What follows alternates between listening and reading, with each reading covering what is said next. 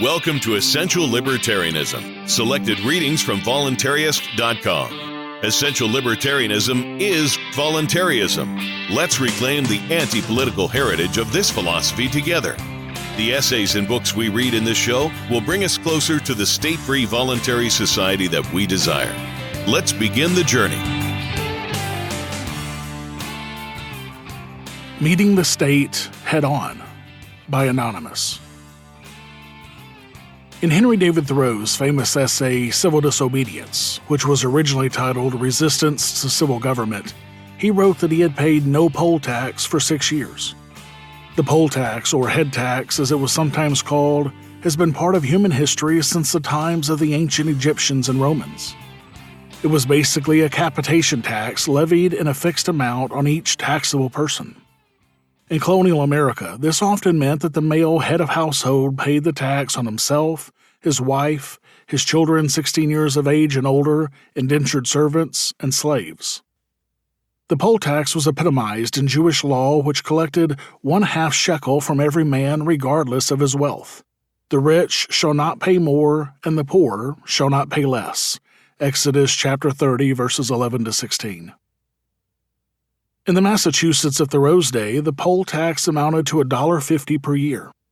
The basis for its assessment was found in the state constitution of 1780, which provided that the public charges of government should be assessed on polls and estates in the manner that has hitherto been practiced. As recounted in Taxation in Colonial America, Alvin Rabushka observed that the poll tax was collected in nearly all the North American colonies, and in many cases refusal to pay resulted in distraint of one's property. Although it was a standard source of revenue for both colonial and state governments, low taxes, non-compliant, and arrears were a chronic fact of fiscal life. In fact, Rabushka asserted that in Massachusetts at the time of Paul Revere's riot on April 18, 1775, the residents of Massachusetts had created for themselves a fiscal paradise. So why did Thoreau and his friends Bronson Alcott and Charles Lane object to paying the poll tax even though it was such a minimal amount? It was for no particular item in the tax bill that Thoreau and friends refused to pay it. Much like voluntarists today, they simply wished to refuse allegiance to the state, to withdraw and stand aloof from it. The Massachusetts Revised Statutes of 1836 stated that the poll tax was to be assessed upon each taxable person in the town, where he shall be an inhabitant the first day of May in each year. As Rabushka put it, to reside was to pay. It had nothing to do with citizenship. Lane had been born in England and resided there until 1842. It had everything to do with simply being a person living in a particular place. Did they, by their very existence, owe taxes to the town government where they lived? According to the town of Concord in the state of Massachusetts, there was no legal way to avoid the tax, short of leaving the state permanently. Yet they did not want to leave their homes or lose their property, but neither did they want to support the institution of government. Thus, the inhabitants of Massachusetts towns had to meet the poll tax head-on, much as people today are faced with confronting local, state, and federal income taxes. Governments then and now take one's very existence as evidence that one owes a tax. In Resistance to Civil Government, Thoreau wrote, "If there were one who lived wholly without the use of money, the state itself would hesitate to demand it of him." However, this is not true today, even if it were in Thoreau's time, which is doubtful.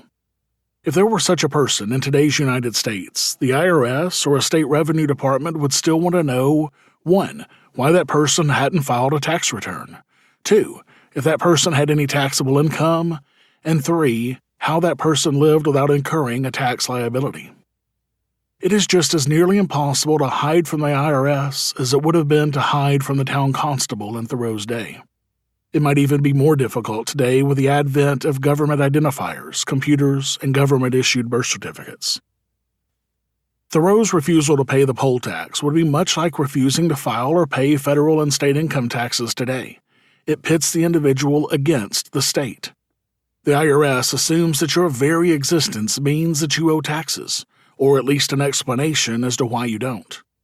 The IRS places the burden of proof on the individual taxpayer to show why no return is due and or to prove why no tax is owed. In principle, the government assumes that everyone owes, and that it may take as much or as little as the President, members of Congress, and the IRS agree on. In effect, what you think you own is actually government property that the government lets you rent. See what happens to you and your property if you don't pay your rent, i.e. taxes. Much like monarchs of old, the government grants people the privilege of keeping only as much as the government allows. Taxation is not theft from the government's perspective because it is only taking what already belongs to it. The whole premise behind the government taxation is essentially the idea that you and your property belong to the state, that the government owns everything in the geographic area over which it exerts control. People are enslaved if their bodies are owned by others, but they are also slaves if others control their property or the results of their labor. If the state may take $1 out of what a man owns, then it may take up to his last dollar. Once admit the right of the state to tax, then the state becomes the owner of all property. As in most situations in life, it is best to resist at the beginning, and thus it behooves us to stand tall and firm against the state, and resist head-on by refusing to file or pay taxes. Thank you for listening to Essential Libertarianism. You can check out the archives of all of our episodes at essentiallibertarianism.com. And you can subscribe to future episodes on any podcatcher, including Apple Podcasts, Stitcher, Google Play, and more. This has been a Pax Libertas Productions podcast.